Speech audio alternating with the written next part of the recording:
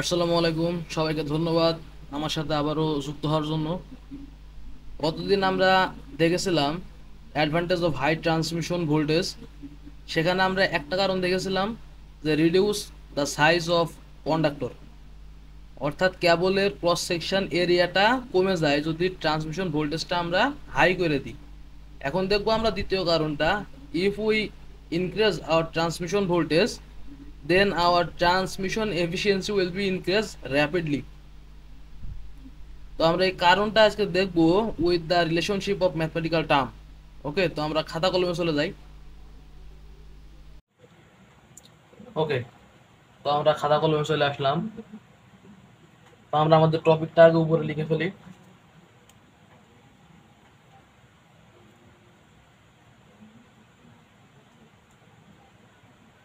Advantage of high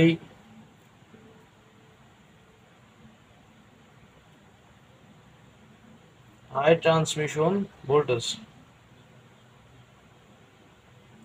আমাদের transmission voltage high হওয়ার দ্বিতীয় যে কন্ডিশন সেটা হলো কি, আমাদের ট্রান্সমিশন এফিসিয়েন্সি ইনক্রিজ করে।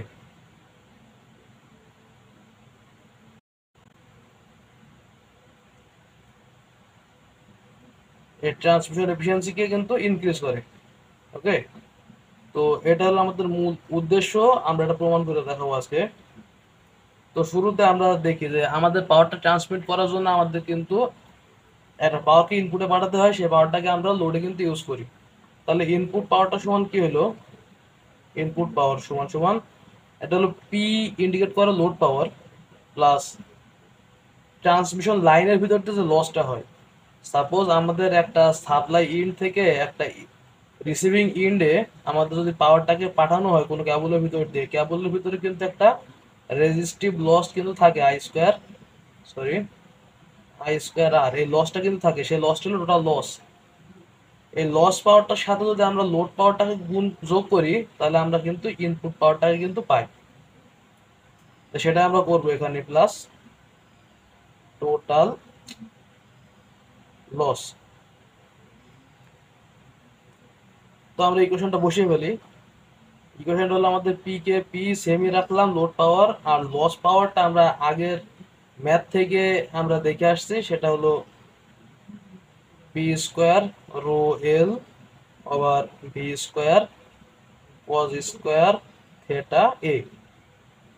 আই বাটনে ক্লিক করে আমার পিছনে ভিডিও দেখে আসতে পারেন, সেখানে আমরা এই ইকুয়েশনটাকে প্রমাণ করছিলাম অ্যাজ এ টোটাল লস হিসাবে। এখন আমাদের একটা কারেন্ট ডেন্সিটির প্রয়োজন।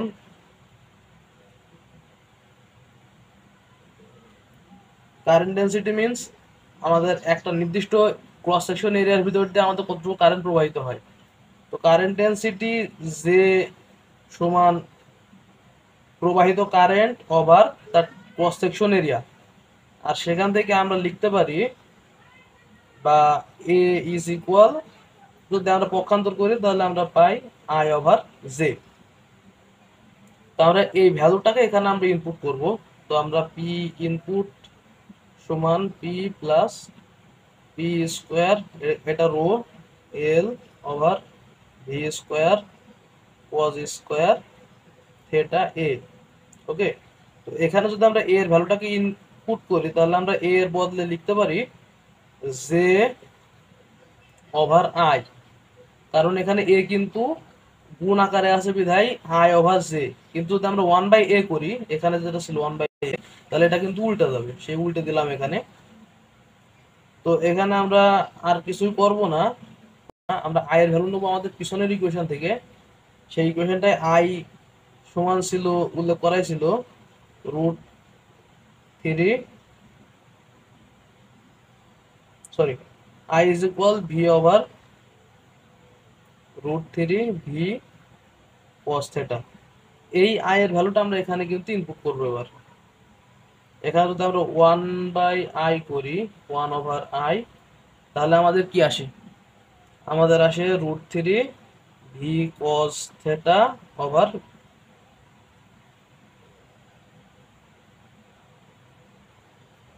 এটা তো ভি না, এটা তো পি হবে, পি। তো এটা আসে আমাদের ইকুয়েশন। তো এটা এখানে আমরা ইনপুট করে দিই P plus P square rho L J over V square cos square theta. এখানে আই মানে কত, 1/i, তাহলে আমরা 1/i এর ভ্যালুটা এখানে বসিয়ে দিই, তাহলে আমরা পাই √3 V cause theta over P. এখন ইকুয়েশন থেকে আমরা একটু কাটাকাটি করি, ছোট করি ইকুয়েশনটা। এখানে আমাদের পি পি চলে গেল, এখানে ভি কজ থেটা থাকলো আমাদের ভি কজ থেটা, আর √3 সবই থাকলো, ঠিক আছে। তাহলে ইকুয়েশন থেকে আমরা পি কমন নেবো, এখান থেকে পি যদি কমন নিই তাহলে আমাদের কি থাকে, পাশে থাকলো 1 plus √3 rho L J over V cos theta. এখন যেহেতু আমরা বলছিলাম যে এফিসিয়েন্সিটাকে আমরা ইনক্রিজ করব, তাহলে ট্রান্সমিশন এফিসিয়েন্সি যদি আমাদের ইনক্রিজ করতে হয় তাহলে আমাদের একটা বিষয় দিকে খেয়াল রাখতে হবে, সেটা হলো যে এফিসিয়েন্সি সমান সমান কি,